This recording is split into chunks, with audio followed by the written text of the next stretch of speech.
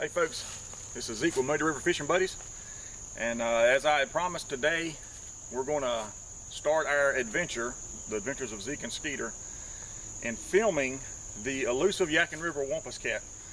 Now, as far as I know, there is no actual video footage of the Wampus Cat, and Skeeter and I, we're set out and we're determined that we're going to film this cat in the woods here around the Yadkin River. Now, before we get started, I want to, explain to you the legend of the Wampus Cat.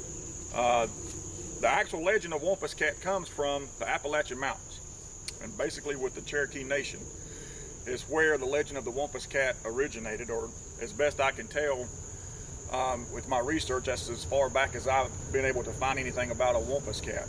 And there's two different legends which are similar to each other that come from the Cherokee Nation, and both of them involve basically a woman turning into part of a cat, part of a woman. And with one legend, if you looked at this Wampus Cat, you would go crazy and you never be in your right mind again. The other one was was more of a witch kind of thing, that she was turning into a cat, and some men of the tribe, some of the braves, called her, and she got and her transformation was interrupted, and therefore she was half woman, half cat. Anyway, but as far as the legend part that has affected me, my grandparents on my father's side were from Bryson City, North Carolina, which is in the Appalachian Mountains up near Cherokee. And actually my dad was born up there, and when he was a young boy they moved down to the Yadkin River area, where I basically grew up most of my life. So my dad and my grandparents knew about the legend of the Wampus Cat, and when I was a little kid growing up on the Yadkin River, my grandfather and my dad would tell me, or told me, the story of the Wampus Cat, that it was half cat, half woman, that it run around down at the river, and it came out after dark, and anybody, any man, any kid that was out after dark, the Wampus Cat would catch them, and it would eat them body, soul, everything. And I was terrified. I was terrified of the dark. I was terrified of going outside after the dark, or after dark. I wouldn't even go to the window after dark and look out, because I was afraid, when I was a kid, of the Wampus Cat. Now, something happened when I was 12 years old. I went to bed one night, 12 years old. The next morning I woke up 13 years old. I went to bed 12 years old, didn't know anything. I woke up as a 13-year-old, as a teenager, and I knew everything. And if any of you have kids that have gone from 12 to 13, you probably understand what I'm talking about. So now I'm 13 years old, I know it all, and the Wampus Cat got brought back up, and I knew for sure that my dad and my grandfather had fed me a line to scare me to where I wouldn't go out at night, or I wouldn't get in trouble, because they would also use the Wampus Cat, would come and get kids out of the bed at night when they were mean, or they didn't do what their parents said. 13 years old, I know everything now. I said the Wampus Cat is a lie. There is no such thing as a Wampus Cat.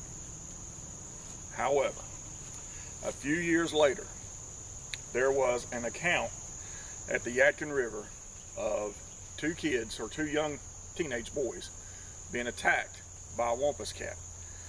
And as far as I know, in this area, it's the only documented case, anyway, of a Wampus Cat attack on a human being that anybody really knew about. Now, back up in the mountains, I don't know, probably a lot of cases there, but I know exactly where this happened. Being a young, a teenage kid at that time, and the story coming around, I knew exactly where it was. And what I'm going to do is Skeeter and I are going to go to the exact place that happened, and I will tell you the story and show you, the area and everything of what happened. How this goes, I know exactly how this goes, because I am the one that was there. I am the 16-year-old that was there, that was attacked by a Wampus Cat. And I want to tell you the story of how this happened. I was in high school, and lived with my grandparents way back in the woods, close to the river. And I had a buddy of mine, Danbo, that would come and pick me up from school so I didn't have to ride the bus. And Danbo, he liked to sleep as much as he liked to fish. and we were late for like 3 or 4 days in a row at school. And they were already mad and fussing at me, telling me they were going to give me in-school suspension for being late.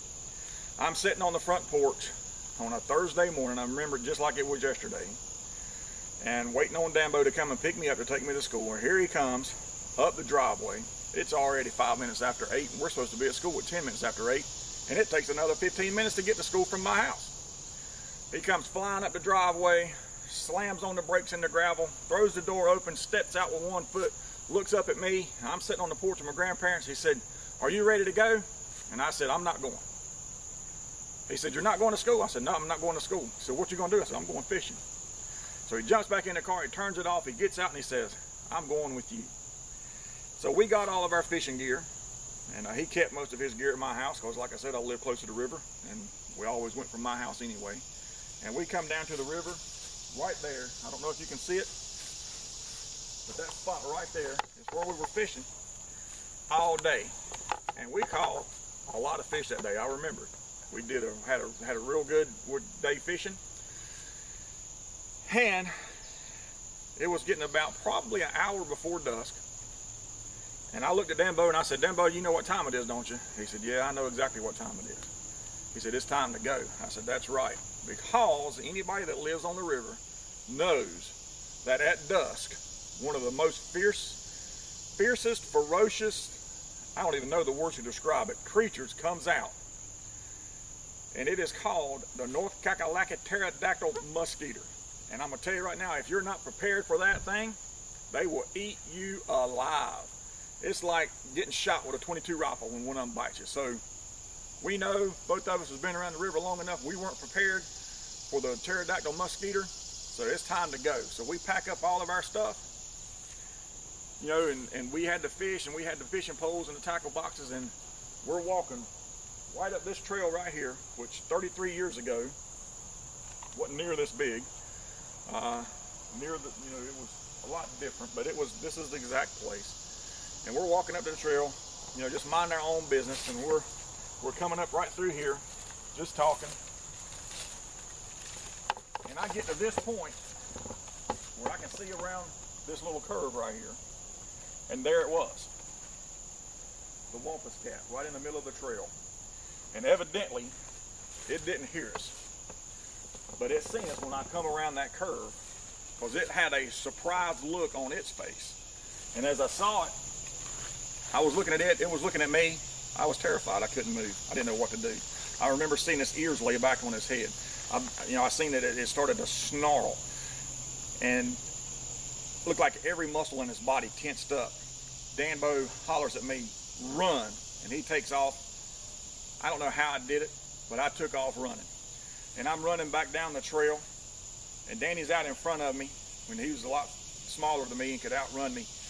And I'm running as hard as I could go, and I tripped, I think, over a root that was in the trail, and I hit the ground on my face, spread out like this right here, and the Wampus Cat sprung and landed on my back. It dug its claws into my arm and scratched my arm. I could feel its hot breath as it was about to sink its fangs into my neck, when all of a sudden I felt it fall over off of me. I looked over and I saw it laying there, and then I looked up and there was Dambo. He had turned around and he had kicked the Wampus Cat in the head, and he had steel-toed boots on, work boots on. He kicked the Wampus Cat in the head and knocked it out. What was that?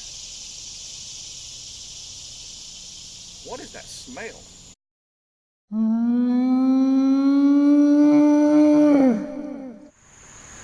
Hey folks, this is Zeke, Muddy River Fishing Buddies, and as you can tell, there was something out there in those woods. I didn't see anything as far as an animal. I don't know exactly what it is. I have a good idea of what it is. I'm not going to say what I think it is because I've never heard of those things being in this area, but I don't think that it particularly cared for me and Skeeter to be out there. So we decided to ease our way out of there and not disturb it anymore. And so that's what we did, and we headed on out there, out of there, not give it any more problems. Now, that's the legend of the Wampus Cat that I've shared with you. And what I have done is, I know some boys Tatertown trapping. Tracy and Trevor and Landon and those guys, and they hunt and fish and trap all over the Yadkin River and been doing it for decades. So if there's anybody in this area that knows where there could possibly be a Wampus Cat or any sign or anything like that, they would be the ones to know. So what I'm going to do is I'm going to contact them, and I'm going to see if I can set up an interview with them, pick their brain, see what they know, what they've seen, things like that, kind of give us a heads up on where to actually go to see if we can find a Wampus Cat now and get video footage of that.